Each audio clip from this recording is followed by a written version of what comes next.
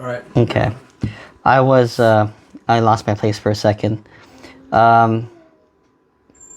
So he believes, this man McNat believes that, what I was saying is that he believes this man called Johnny Binder, which is coincidental name. He was a very powerful, infamous drug dealer in the 70s and 80s. Like, they kind of credit him, like, they act like he invented crack or something. Or he says he's the first person to sell crack in Houston. I don't know. Or meth. I forgot what it was.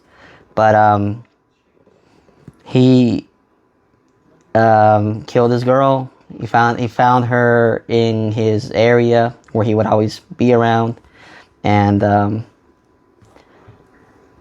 he made the police report himself. McNat, he wrote it, or at least parts of it. He described it to me a while back, so I don't remember exactly. But he had a hand in the investigation. And he had wrote down the report number or something, and the date. And when he searched for it later on, maybe like a month later, to see if any developments in the case happened, because he kind of had the suspicions of Johnny Binder, the report was gone. It didn't exist. And it upset him. He complained to the superiors, basically alleging, he was telling me that only the chief of police could delete it. And that the chief obviously was corrupt and was covering it up because his girl was like an indigent, you know. She probably had family that was poor or almost no family. She might have been run away, stuff like that. So they got really mad that he was questioning them, and he never really heard. He dropped it because other cops were telling him to drop it, that he was putting himself in danger. So he did, but he's never forgot about it. I haven't worked on this yet because I obviously have my plate full, but he probably says he remembers enough where I could probably find this little girl or this young girl, if they reported her death at all. Johnny Binder is infamous, if you can look it up. Actually, it might be really hard to find this. I found it in court documents. But actually, no, I'm lying, because there is an article somewhere about this jewelry heist. It's like on ABC 13, Channel 2, one of those stations, on their little website. Johnny Binder, and they paid him in a very good light, saying, oh, he's a poor black man or something like that. He's coming home for the holidays. He was exonerated, blah, blah, blah. Which is bullshit, because I saw I saw his file. He was allegedly part of this jewelry heist. People identified it was this guy and that guy, blah, blah, blah. And then he got caught up eventually. I'm not sure how long it took. He even got in a shootout with the police, the perpetrator. And they caught this guy, Johnny Binder, said it was him. He lost the case, blah, blah, blah. And then he's working on his appeal, having a powerful lawyer. And in this jewelry heist, I think it was like about $500,000 or $1 million to $1.5 million in jewelry was stolen. It was never returned. It was never found. And he somehow has his powerful, high-priced lawyer, makes a great appeal for him, or writ of habeas corpus, I think, exactly. I mean, it's not even that great, to be honest, because the only reason he got out was that they claimed he had evidence of his alibi, stuff like that, where there's a phone call that was an alibi evidence of him, and then he was somewhere else. He was in Dallas, I believe, he said. And then his friend said, yeah, he was with me in Dallas. And then they claim, oh, this receipts of this hotel where I logged in, or the guest login, it shows I was in Dallas. And it's stupid, because literally it's a thing that has another man's name on it. It's like, oh, well, that was my alias, you know. I used this so no one could track me down. And somehow the Court of Appeals accepted this as evidence, and also this confession from, like, I think 2 people who claimed they were the perpetrators in California. Like, why the fuck would anyone confess to a crime like that? Like, you're out, you're not you're free. You got away with it. Another guy got convicted. You're going to feel bad for a guy in Texas and say, oh, it was me, so you can catch the charge? That's stupid. Clearly, well, from what I saw, it looked like he paid these people to take the fall. And I'm pretty sure if I'm in jail for some serious stuff, or a prison for some serious stuff, some guy offers me a lot of money to just take the fall for something that I could probably, that I didn't do, and probably would get a lenient sentence if I got a good lawyer, which maybe that guy would pay for. I'm pretty sure if I was one of those kind of people, criminals, I would take that deal. You know, like, come on. Like, it's clear what they did. And they accepted all this, and let the guy go. And he has a serious criminal history of being charged. Not convicted, of charged. Of a lot of, like, sex trafficking of minors and just weird stuff. He beat some lady, like, beat her up in her face, pummeled her in public outside a hotel at 2016, and he got off. And the judge kept letting it get off on some of these serious charges, and then would pursue smaller charges like drug possession instead, and would right there, oh, we convicted him on a different crime. Come on. This judge is the same judge that Richard Wayne Collins had in Court 177, Judge Robert Johnson.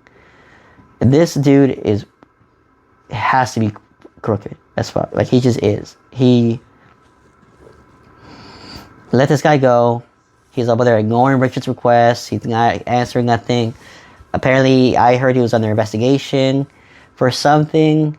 He had already been accused of preferential treatment with electing or appointing court-appointed attorneys over the public defenders. And, like, to an incredible, strange rate. Like, they recommended about 15% or something, that they should give them 50% of priority. I don't know how to explain that. I just picture the number 15. That's important. And instead of doing 50% or anything close to it, he would do 0.5%, something like that. And everybody else, all the other individuals, defendants, would get court-appointed attorneys. And Judge Jerry Guaranat was a court-appointed attorney. And it's like pretty likely that he's getting some kickbacks or something from these attorneys. They're just making money, just resetting cases all the time. That's where all our tax money is going, just resetting a bunch of cases for people who allegedly are guilty or could be guilty, but then, like Collins, what, we're gonna hold people with no evidence and not showing the evidence, like no probable cause really that exists. It's bullshit. It's just a big waste of time, a big waste of money. So,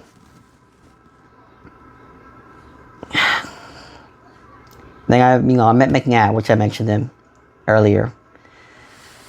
His story was hard to believe, but then I looked into his trial. I got the records. I got the trial transcript. I found like 30 significant points of error,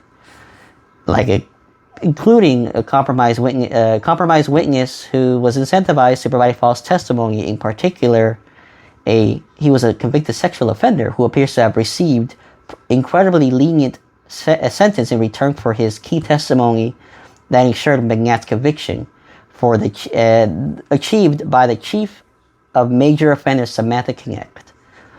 The parallels between McNat and Collins are just impossible to ignore.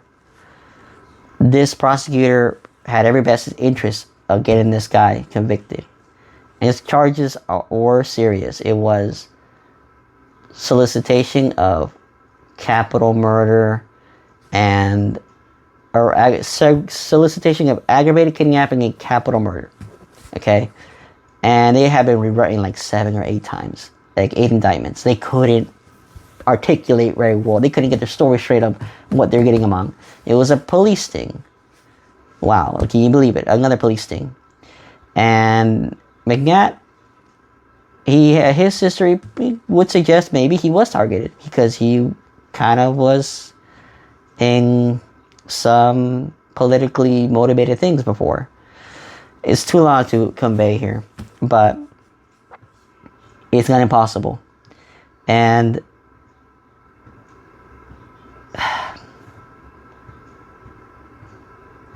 he basically had all his rights violated. No due process happened. I've never found actually real evidence that to suggest that he was trying to hire a person to abduct his wife and his wife's friend and kill them. You actually see evidence where he's like, no, like, I don't want you to hurt nobody. What are you talking about? And never paying them. They said that he paid them. They never got paid. They just every record they give me is tampered with. The records, the dates don't line up. They're changed. It says it's amended. All this stuff is super obvious. If I showed it, it's like crazy obvious. It's ridiculous. His case is so damn complicated. That's why I can't get too much into it right now. It would take me hours. These people did everything they could to convict him, and everything they had was either fabricated, made up, circumstantial. That's why he won. He beat the charge of the solicitation of capital murder, and really they agreed it was because of coercion. The officers coerced McNat, and that should mean because they had put the cases together under the guise of it being the same criminal episode. It's like basically saying that if you stole a car and then you ran someone over and then you crashed it and hurt someone else, that's a continuous criminal, whatever I just said earlier, criminal episode. So, but then whenever he gets that, so that means when he got that beat, he was acquitted of it. All of them should have been dismissed. Especially in particular when it's about entrapment. There's like these specific laws that exist and these procedures where you dismiss everything. Especially because that was a more serious charge. But they refused to. Now they wanted to act like, well, no, we're not consolidating the cases no more. They're separate. And it's like they got the best of both worlds. The whole time they kept saying consolidated, separate, consolidated. It's like, oh my God. It's three separate case numbers. It's just ridiculous. It's like they basically loaded the bases to make sure they could win no matter what. They rigged it against him. And I've seen all his evidence, and there's just nothing there that shows that he's guilty. It shows that he's angry. He's making some decisions he shouldn't be making. But you can see how these officers emotionally manipulate him. They keep prying at him like, oh, your wife left you. How dare she? Or, you got to do something about it. And just stuff like that. Like, in general, just like twisting the knife in him to make him act emotional and make some mistakes. But none of those mistakes he made were telling him, I want you to kill my wife, or I want you to do this, I want you to kill her friend, I want you to do this. Like, that doesn't happen. That never happened. I have all of it. But it's like an hour of undercover audio, maybe an hour and a half. So it's just so much to go through. It's like 2 hours of interviews. It's just ridiculous. So,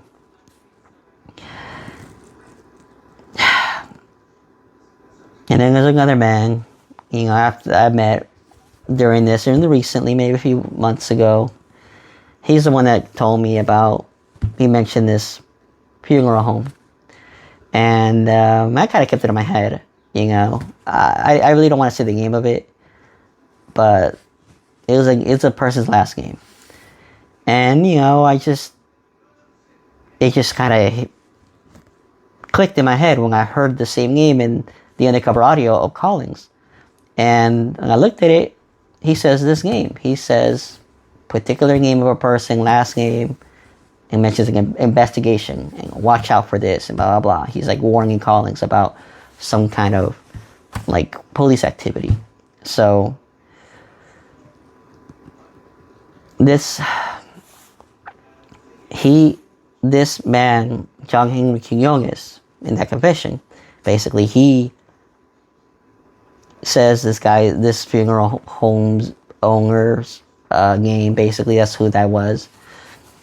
And then that funeral home owner, in that same weekend, basically 2 days before this conversation was recorded, or 3 days, 3 or 4 days, something like that, The next night after the murder of the person, which the person's name was Muhammad Ali Badat. I might have forgot to say that. Another guy got killed. Like, down the block from the funeral home. Like, literally down the block, like, a few blocks away. And he was killed with a 30-30 rifle. It's like a big hunting rifle. It's a huge round. Taken from the funeral home without permission by supposedly a worker, whatever. And took it, had an argument, because he had an argument with someone. He took the van, he shot him dead, left.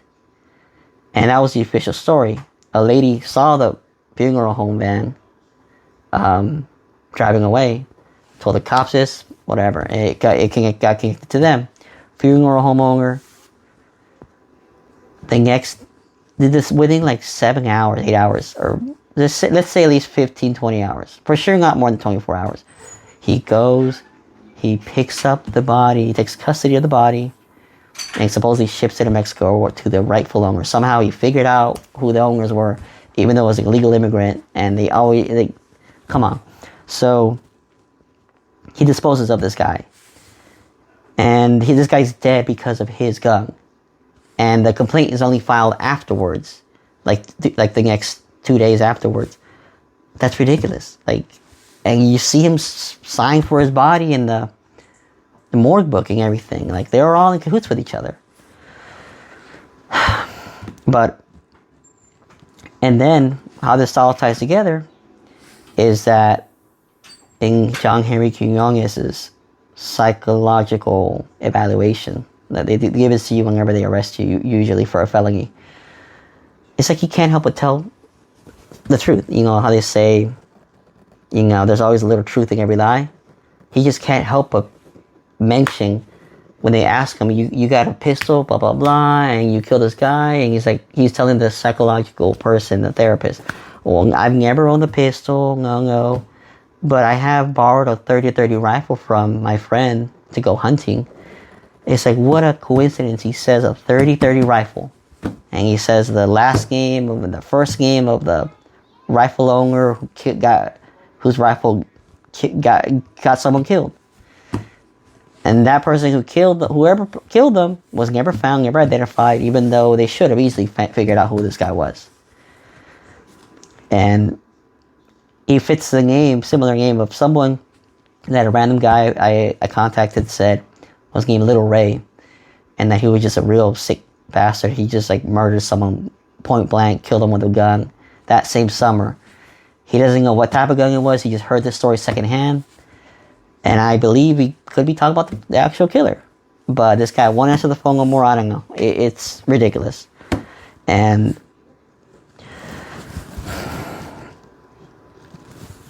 then this all leads up to the investigation of Danny Ling Stevens' death that I just done, where Collins later revealed information about the custodial death of Danny Ling Stevens in Pasadena during the 1970s. Despite initial difficulties locating records, I uncovered newspaper articles and secured the autopsy report, which cast significant doubt on the official ruling of suicide. The autopsy was handled by Joseph Jasivnik. His last name is ridiculous. Jachmczzyk, a medical examiner with a troubling history of questionable rulings in politically sensitive deaths. He got caught. Like, there's a triple murder of a woman, a husband, and a little boy, I believe. And they're all dead. They're called the Wang's threats. It's hard to pronounce it. Wang, I don't know how to pronounce it really. Wangstraths. I'm not sure. I've gone through a million names at this point, so it's hard for me to keep up here. But so they said that he ruled it a murder-suicide. Claimed that the lady, for whatever reason, she just went crazy, shot her husband, shot her baby, and then shot herself in the head. In 1975, he had made a ruling of suicide in that lady's mother's murder. Said that her mother hanged herself with pantyhose, choked herself with pantyhoses. I don't know. I need to get I need to get those records. I just remembered that, to be honest. I just completely forgot about that till now. So, obviously that doesn't make sense. Some detective took it upon himself to figure it all out. He figured it out. He figured out who the real killer was. It was her stepbrother, who killed them all to inherit their estate, basically. He hired someone to kill them, which to get money. So a lot of money's involved. Kind of got crazy for Joseph Jazimnik and the other people working with him to just be bought off. Because people keep telling me it was that easy back then. And he was very embarrassed by this. He never explained why he was so wrong. He was never held accountable. It's ridiculous. Like, they only figured out who killed those people because one cop refused to give up. And they wrote a book about him. So very much I kind of feel like this kind of echoes similar to what I'm doing. Because a lot of what I'm doing is a lot of out of pure empathy, because I feel a lot for seeing how these people are mistreated or denied their rights, due process, everything. And I could not stand. They did that to me one time with some misdemeanor, and even with that, they just railroaded me. And I just never would let that go now that I think about it. So I knew I wasn't crazy. They try to gaslight you, say that you're crazy, that you're guilty, blah, blah, blah. But I know that's not true. It's not true. So Daniel Stevens, I just got his autopsy report. It points to several points that he didn't kill himself. And then I got more records from Pasadena just today. And they gave me the crime scene photos of his dead body. It was really terrible. And they gave me his photo. We'll try to enclose his photo on here. It's really awful what they did to this boy. He was just a kid, ridiculous. He was older than my brother, the one he committed that other crime. And dang, he didn't do anything. As far as I know, they just suspected him of auto burglary or burglary. So they're very not specific, but they said that he hung himself. They want people to believe that he took off his straitjacket somehow after they put it on him, put him in a locked padded cell, and he took off I guess it has one big leather strap that uses to go around your body, I guess. Took that one off, found a good little small bracket to hang himself with, tied a knot, somehow a knot that was so close, but just enough for him to hang himself. It doesn't even make sense. If you see the photos, which I can't show right now because I have to blur things, but it doesn't make sense how he killed himself. And they say it's not true. There's no way that he killed himself, because he's they didn't even try to save him. They didn't take it off. They said he looked so obviously dead. They didn't, that's not even an excuse. He says that he escaped the straitjacket, did all that stuff, hung himself perfectly, blah blah blah, and within 15 minutes. That's bullshit. No way. It takes a long time to get out of a straitjacket. I don't believe that. I don't think anyone will believe that. And even then, the time to figure out how to hang yourself, even that takes time. And to die of asphyxia in this cheap, crappy way that he was staged, it takes you, would take maybe 15 minutes to asphyxiate anyways. He wouldn't have time to die. He would have been savable. So they clearly didn't try to save him. They never found him hung. They killed him. And the marks on his neck are around his neck, not angled up, like in usual hangings. It's just everything points to murder. And they even cover their tracks up. If you look at the files, you see how they contradict each other, but they also cover the tracks up where they plan it. It's like they goaded his family to touch in the body, to go near it. Where it wasn't the Pasadena funeral home, for some reason, took it, which is crazy. The people who are professionals at making dead people look okay were the first people who touched the body. That's ridiculous. That, like, I believe that they put makeup on them, and who knows what they did. They won't show the actual, like, marks where he was hung, supposedly. He'd have his collar, like, pushed up. Like, come on. And, like, he also, they took him to the morgue where they conducted the autopsy. The morgue took it back to them. And this whole time, they still left the leather strap around his neck. And I believe it's to hide the marks, whatever marks he had that weren't from the strap. They were covering it. And that the family went, and they just left the body unattended. The family came to look at the body or whatever. They said they needed to take photos to document because they didn't believe he killed himself. And then they say some crazy thing about, oh, I caught this girl trying to look like she was going to pour coke in his open mouth. Or it said, and then it said that, oh, she put her hands around his neck, like squeezing it. And like that she was purposely tampering with the body. And it's like, come on. The body, they never took pictures of the actual neck, good pictures. Like, they shouldn't even have to worry about this, because they should have the photos anyways to prove, oh yeah, she tampered with it. She put her nails, marks around the neck.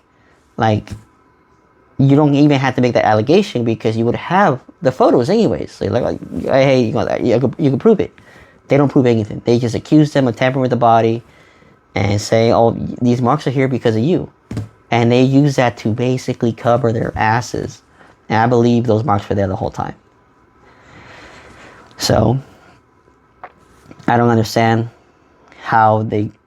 I mean, I do understand. They get away with this. The Pasadena funeral home even signed off themselves to basically cover the cops' asses. It's Pasadena, of course they're going to cover them. And they just got away with murder. Everything points to that they got away with murder. They did all this work to cover their asses to make sure no one figures out how they killed this boy. There's a lot more details, but I can't go over all of them because I just got that file. But it's very sick how they just try to blame his family, saying like they're trying to set the cops up. And it's far from that. That's bullshit. Like, they don't need to set the cops up. The cops killed him. They should have photos of his neck. And they don't have photos of his neck. They didn't even want to explain the belt being long. The length of the belt. You know, it was long enough to hang yourself technically, but not where the knot's at. That's not long enough. And why didn't they put it into evidence? Why did they leave it on the body? That's ridiculous. Like, that, they basically ruined the chain of custody of the leather belt around his neck. The leather strap. So it's like they wanted to ruin the case the whole time to make sure it's not good enough to argue they killed him. And I don't know if they settled out of court. I don't understand what the family did, what they worked out. Maybe they did work. Maybe they had to work something out. Apparently the KKK ran Pasadena back then, and people still think they ran it now. Another elderly man that I'm helping is too afraid to speak. He says he knows some stuff about them, but he's too afraid because he thinks that they'll come after him. There's legitimate people who think they'll kill them. Even Collings, what also supports his belief that Danny didn't kill himself, was that in 1981, when he got arrested for that auto burglary or whatever it was, something about a car, I think they thought he was connected to Danny still, and they wanted to still prove a point. And they grabbed him. They had him behind the jail before they booked him, grabbed him around the neck, and kicked his feet out from under him, slammed his head on the curb, choked him so hard he couldn't speak for 1 week. They were demanding that he gave up his crime partner or whatever, whoever they thought was with him. And him going what they did to Danny, of course he's like, he's not going to say a damn word because they're murderers. Regardless if he tells them, they might kill him too. It could be both. So, it's a lot. I wish I could unpack it better, but if you can see, it's tons of information. So, yeah, that's the best I can summarize it. If I could have written it down, I could have, but it would sound way too prepared, and I don't want that either. These people need to be stopped. I believe that they are dangerous. Even like some of the things they amended with McNat, they put things like what do they put? They put he's suicidal, blah blah blah. Right? It's like they're get out of jail free card. And that this suicidal episode happened in 2017. It's like, how is that possible? He wasn't even home anymore. You guys arrested him. He's been in prison for a year. You didn't go check on him at home. He wasn't home anymore. He was arrested. He was in county. And with me, I asked for one of my things, one of my records, and they start putting that I was suicidal, which they put right there that I said I'll kill myself, which is not fucking true. Because if it was true, then why the fuck does the report just end? No, they just talked to me. They understood what happened, and they said, all right, well, we're getting out of here. And they left. They left me at home. Like, that's it. They're like, all right, cool. They're leaving out a lot of parts, like the part where they demanded to see if I had a firearm. And they kind of said it in a way where they kind of tricked me to say I did, like I really wanted to just go leave me alone, but I was like, oh damn it, I already mentioned it. And he said, all right, well, where is it? I'm like, well, they didn't even hear, it's in my car. And he was like, oh, really? Like, yeah, it's in my car, glove compartment. And he was like, oh, and he started berating me about, oh, you just leave it in your glove compartment? And I'm like, well, I mean, it's my tiny pistol for protection, it's for my car. And it's Pasadena. It's pretty damn safe for the most part.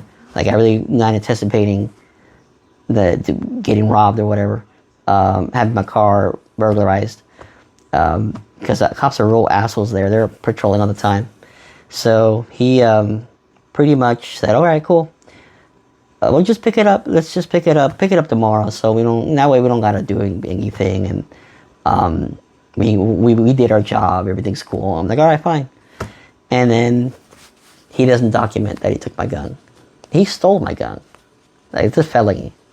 I believe he stole it. They have not even tried to give it back to me. I've already told them. And they don't want to acknowledge anything about my gun that they took. And they did the same thing with McNat. They took his guns too. They took like 5 or 10 guns, I don't know. But they took a good amount of guns. They took money, gold, cash, everything from his safe with no warrant. I know there's no warrant. We have a copy of the warrant, and it does not say they can get anything from the safe. That's illegal. These people are just like thugs. They're like the mafia. This is organized crime. That's what the cops are. I believe they are. And all this trying to help victims or doing the little right stuff, that's all bullshit. That's just like small time stuff they do on the side. They really are there to be criminals. So that's pretty much all I can say without sounding redundant at this point.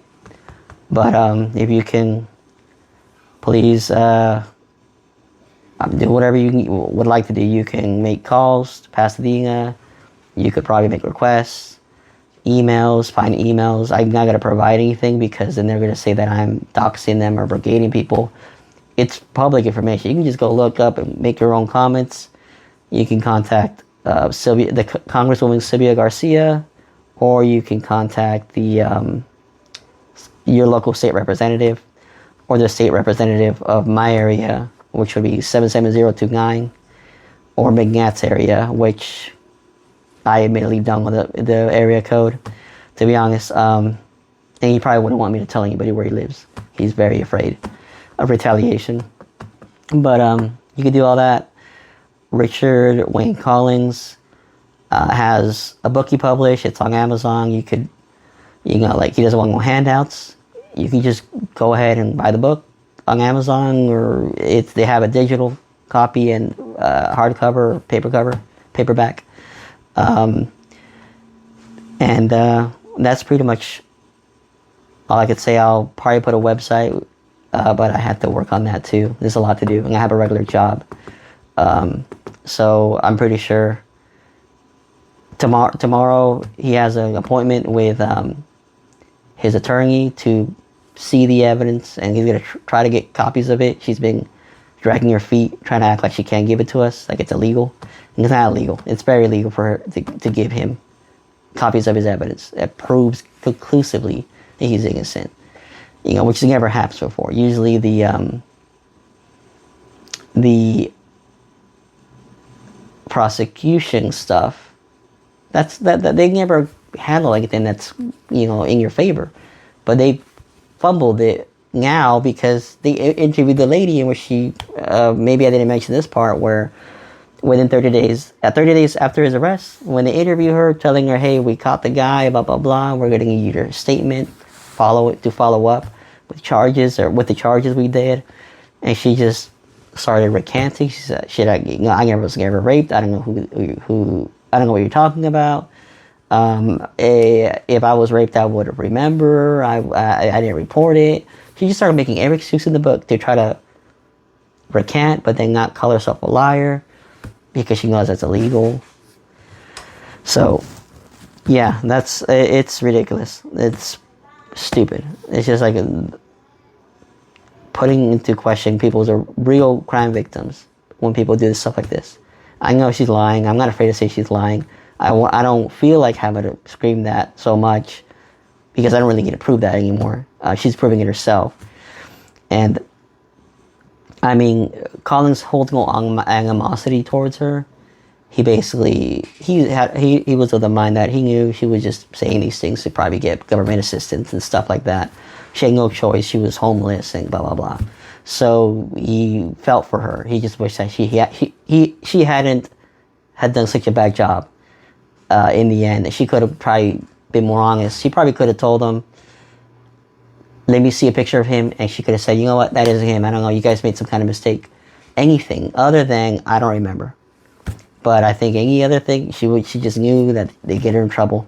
Or they might have even coerced her and forced her to, you know, keep it vague for their benefit. She might have been in danger herself. I mean, I wouldn't put it past them, past HPD either. But yeah, I appreciate the opportunity to tell everybody my story here. Okay, hey, everybody, that's a wrap. This is David, Think and Act Locally, and Eric Sanchez, that's his story. I will dig into it more, but as you guys all know, if you've stuck with us this long, it's a lot of information, and there's some digging to do and to figure out what's what. So we'll do our best to do that, and we'll keep you updated as we find out. Y'all have a good day. Make it a great day. Thanks. Bye.